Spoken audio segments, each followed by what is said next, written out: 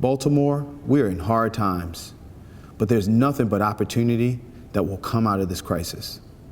We can learn from these challenges and use these lessons to create a stronger and more resilient Baltimore. In doing this, collaboration and transparency will be key. When government makes decisions in the dark, underserved communities come up short. Baltimore, no more. Policies have been to blame, but policies will be the prescription. We are your city council, your legislative body, your problem solvers. We've made a lot of changes to be in position to enhance constituent services, but we're also going to be right, ready, real, sophisticated, and data-driven to go after Baltimore's most toughest challenges. We need to be intentional and purposeful, but as we rebuild, we must be guided by data and not by emotions. By using evidence-based data, we can begin by reversing health disparities, inequities in our communities, closing the racial wealth gap in our city, and providing opportunities for every single child, no matter their zip code. We're not only here to fill potholes in roads, but we're also here to fill potholes in education, mental health, food insecurity, housing insecurity, and the digital divide. And we won't do it alone. Mayor Brandon Scott is my partner in progress. And we have a unique opportunity to model the behavior that we want to see. A collective Baltimore starts with a collective government. The petty politics are behind us. Now it's time to get to work, roll up our sleeves, and come together. Working together, Baltimore, you can expect more. Now let's hear from the 52nd Mayor of Baltimore, Mayor Brandon Scott, as he addresses the city for the first time in his first State of the City address.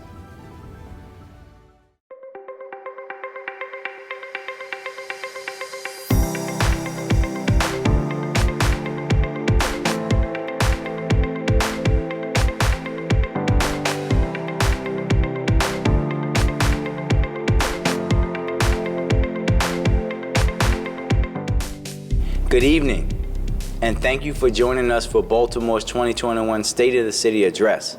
I want to thank Council President Nick Mosby for the warm introduction.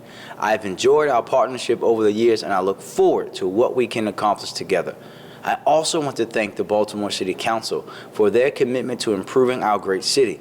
Your devotion to Baltimore is unparalleled, and it's an honor to serve with you. I also want to thank everyone at the Waxer Center for allowing me to use their auditorium to address our beloved city. The Waxer Center is a key part of our community, graciously stepping up to serve as an essential site for testing during the pandemic. Thanks to all of the first responders and healthcare professionals that work around the clock, taking time away from your families and often risking your own health to care and extend grace to a stranger. You showed Baltimore what it means to be a friend and a good Samaritan. Lastly, but certainly not least, I want to thank you, the residents of Baltimore. Thank you for your ingenuity that drives our economy. I thank you for your faith during the storm, and I thank you for your grit and determination to overcome insurmountable obstacles. I am humbled to serve as your mayor. Baltimore is the only place I have ever called home. Serving you is more than just a job. This is a calling. As a kid from Park Heights, I believe that every person and every community in Baltimore is worth fighting for. Our politics should be about working together in good faith to solve our city's problems. This means making real investments in creating jobs, safeguarding our neighborhoods, supporting local businesses, and fostering communities where all families can thrive. Our challenges require a new vision and a new generation of leadership that is committed to bringing people together, no matter the cost. It's not about simply doing what is popular, but doing what is right.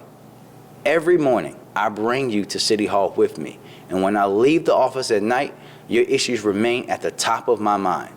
Throughout the day, I often ask myself, have I done everything I can to uplift Baltimore? Have I made Baltimore safer? Have my colleagues and I put in the necessary work to bring new opportunities to our city? As I stand before you tonight, 100 days into my administration, I can honestly say that the answer is yes. But, like a true son of Baltimore, I'm not satisfied. Bringing real change to Baltimore will be a difficult journey. But in these first 100 days, I am proud to say that we are moving in the right direction. We are governing from the ground up by ensuring that everyday basic services are being met efficiently and effectively. And we are achieving this first-rate coordination amid a global pandemic. The state of our city is strong, and I can assure you that the future of Baltimore is bright. We've achieved a lot in very little time, but just like the start of any new relationship, establishing trust is key. This is especially true when trust has been broken over and over again. Given the public skepticism and disappointment towards City Hall, it was critical that I work to regain your faith and prove that local government can operate in your best interest. In order to restore your faith in city government, we need to deliver effective, reliable, and equitable services to our residents. In order to do that, we must first restructure city government to bring it into the 21st century. That is why I established our first city administrator and brought in Chris Shorter to serve in that role.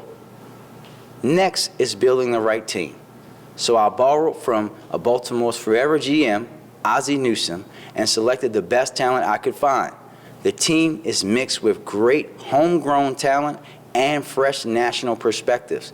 These individuals not only believe in my vision for a better Baltimore, they believe in you. They believe in your potential and your ambitions. And they care about solving the problems that keep Baltimore families up at night. We are already seeing meaningful results. For instance, we were able to implement one of the most efficient snowplow operations in Baltimore history amid a global pandemic. We resumed recycling collection and pursued equitable methods to reduce waste. As I continue to build the team that will restore your faith in city government's ability to solve your problems, I am thrilled to announce tonight the appointment of Dr. Jason Mitchell as the Director of Public Works. We will bring much needed reform to our city's water billing system, making it more affordable and accountable. We will move away from outdated forms of waste disposal and towards zero waste. We will complete the work on the city's water and wastewater infrastructure. We need a national leader with proven experience on these issues. Jason Mitchell is that leader. With him at the helm of DPW, I know my administration will address these chronic issues facing our residents. But building trust also demands that we devote ourselves to being responsible stewards of city resources and your hard-earned tax dollars.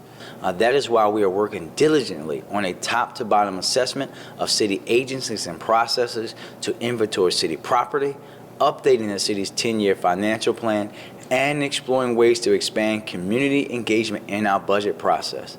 And we will soon launch the city's first open checkbook where residents can explore city expenditures thanks to the addition of our new Chief Data Officer who is working hard to foster a real data-driven culture in Baltimore. And I have an important announcement to make regarding the upcoming tax sale. This ongoing pandemic has impacted renters and homeowners across Baltimore.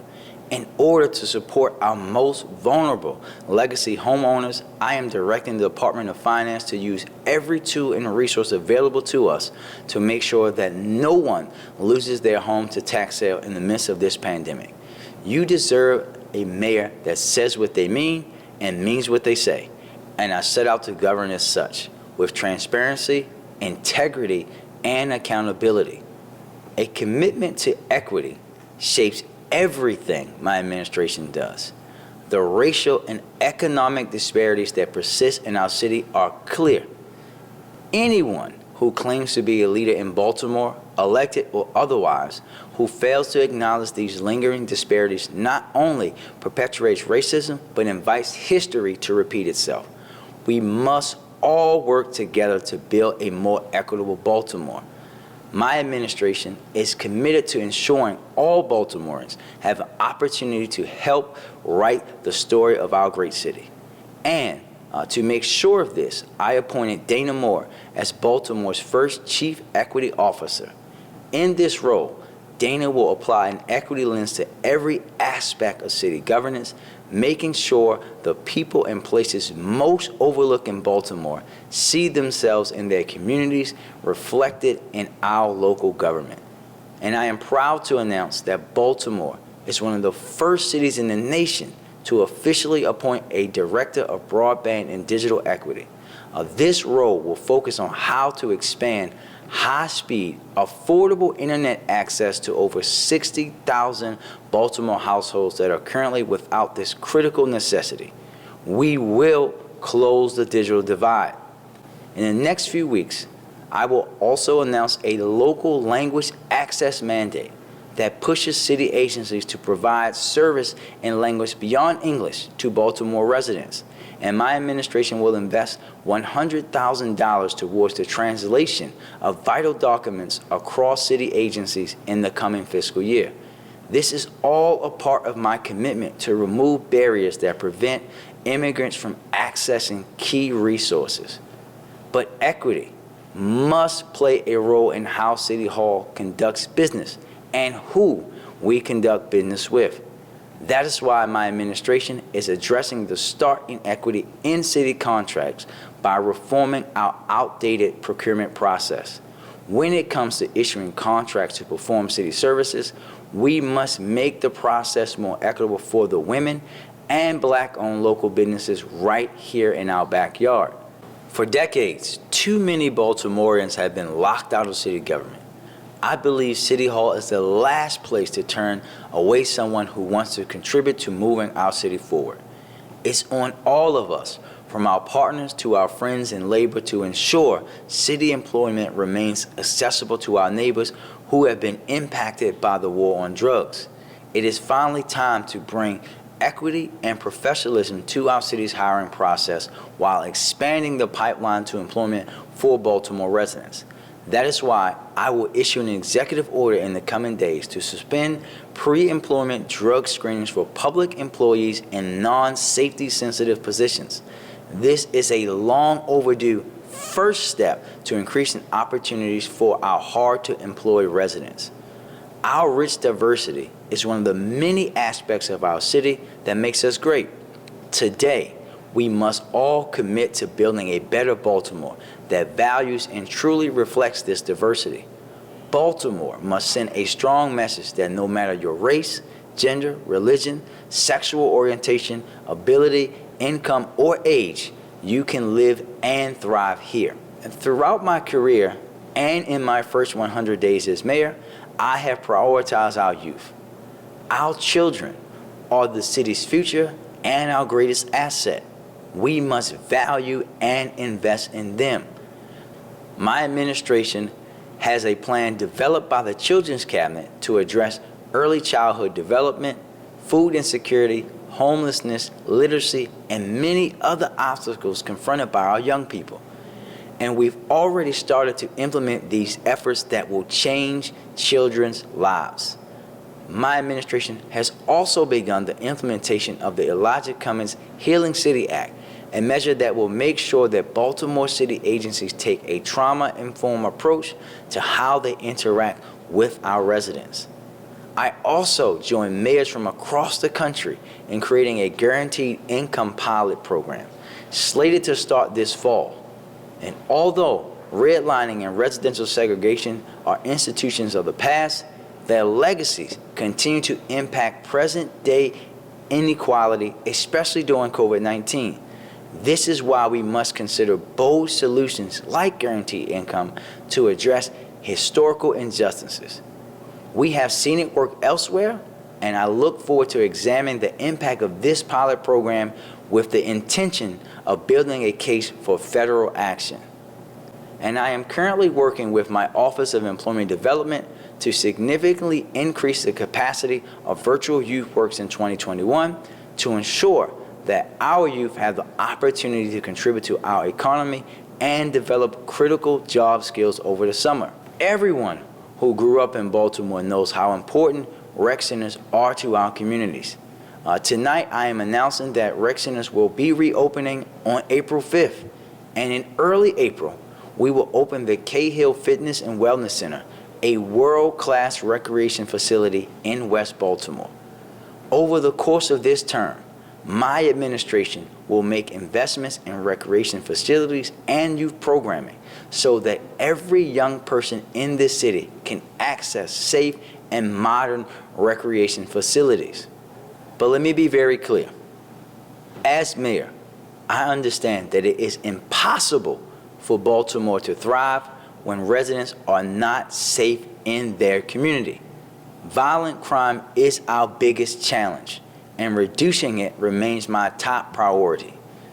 Last year, 335 people in Baltimore lost their lives to violence. This year, we have already lost 57 Baltimoreans to violence and recorded 115 non-fatal shootings. This is unacceptable, and this is what keeps me up at night. This issue is personal for me. It's about my friend, Dante Barksdale. After turning his life around, Dante dedicated himself to keeping our neighborhood safe from gun violence as an outreach coordinating for Safe Streets. He was the heart and soul of Safe Streets. Earlier this year, Dante was a victim of the very problem he worked each and every day to prevent. My heart breaks whenever I think about Dante, and it breaks again, and again each time another life is ruthlessly cut short. This frequency of violence has plagued Baltimore communities for as long as I've been alive. Too many of us, for too long, have known someone who was killed. Too often, this perpetual pain is part of the Black experience growing up in Baltimore. We cannot allow this legacy of pain to continue to be passed down from generation to generation.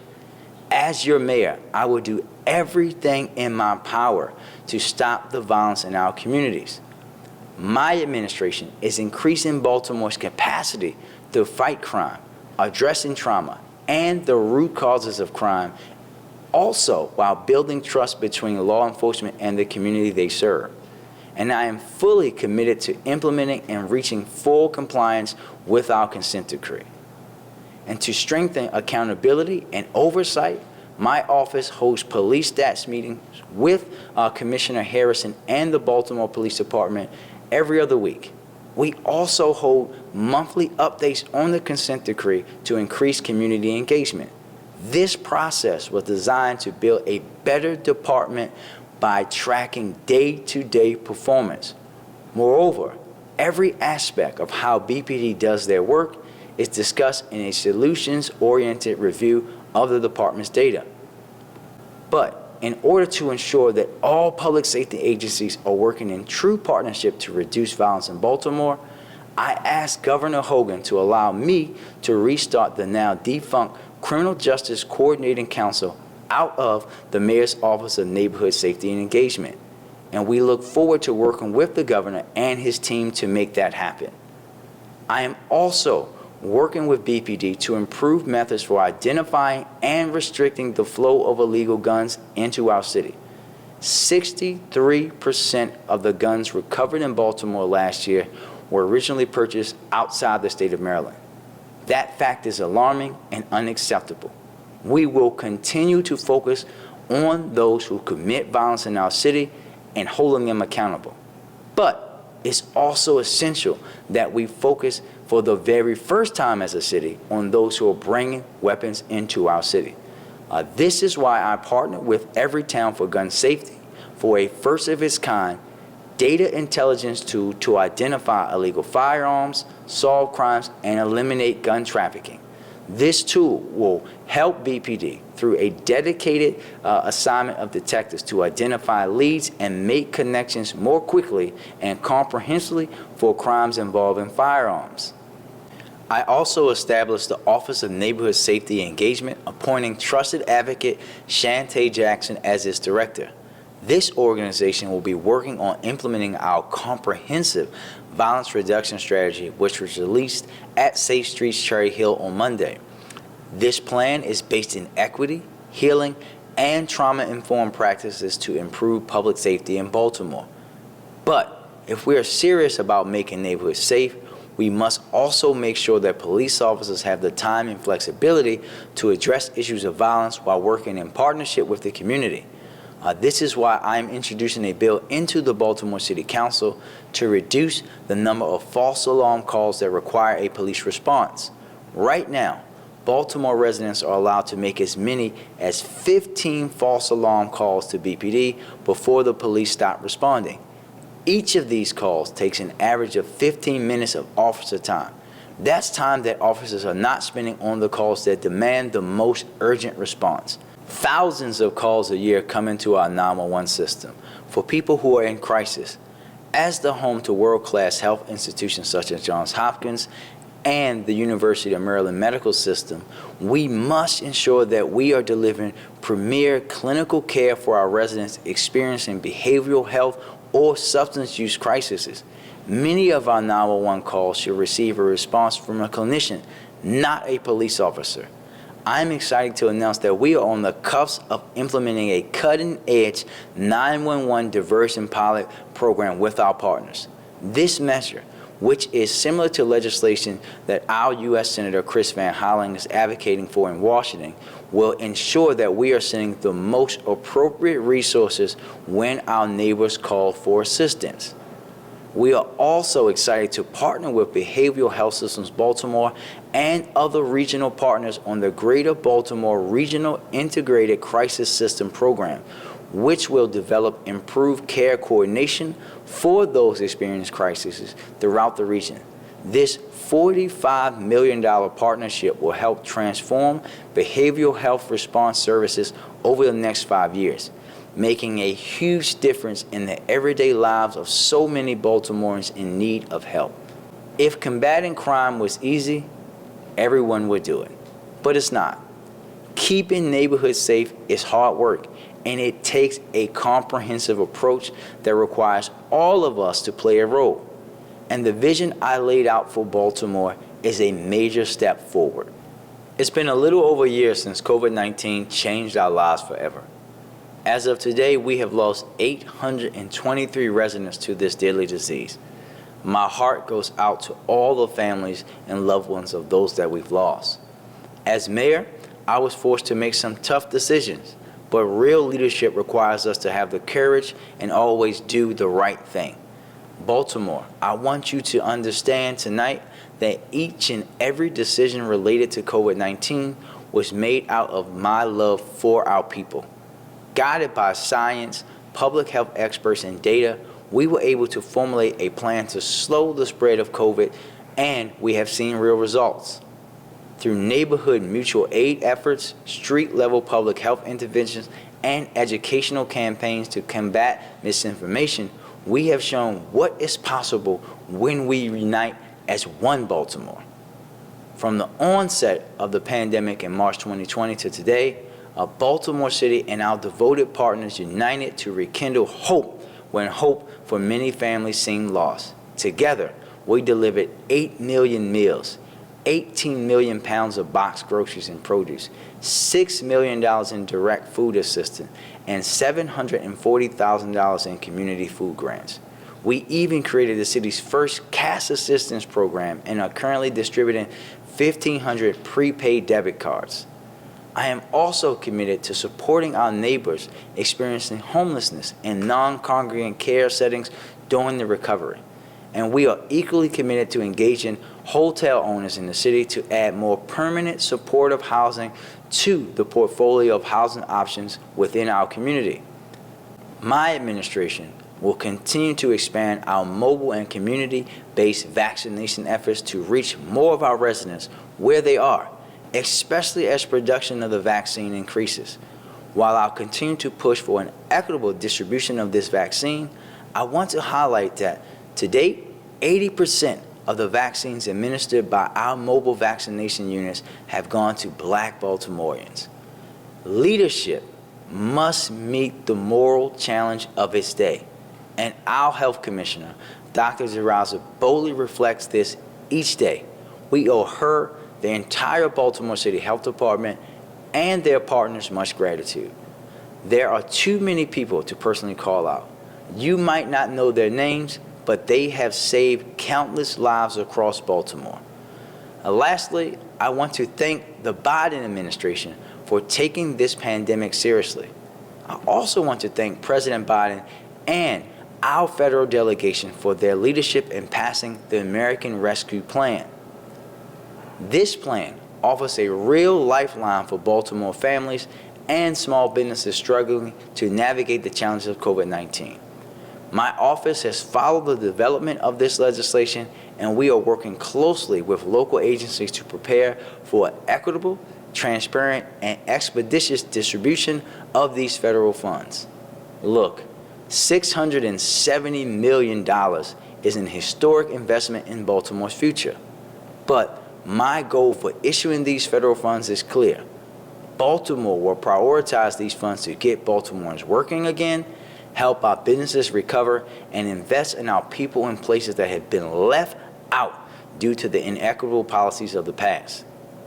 I look forward to providing you with more details on the distribution plan in the days and weeks to come as we get more information from the Treasury Department. Baltimore should be proud of all that we have accomplished in such a short time, but we know we still have much hard work ahead. We must remain steadfast, honest, and true to our mission. And though I am committed to bettering the city for all of its residents, I recognize that I can't do it alone.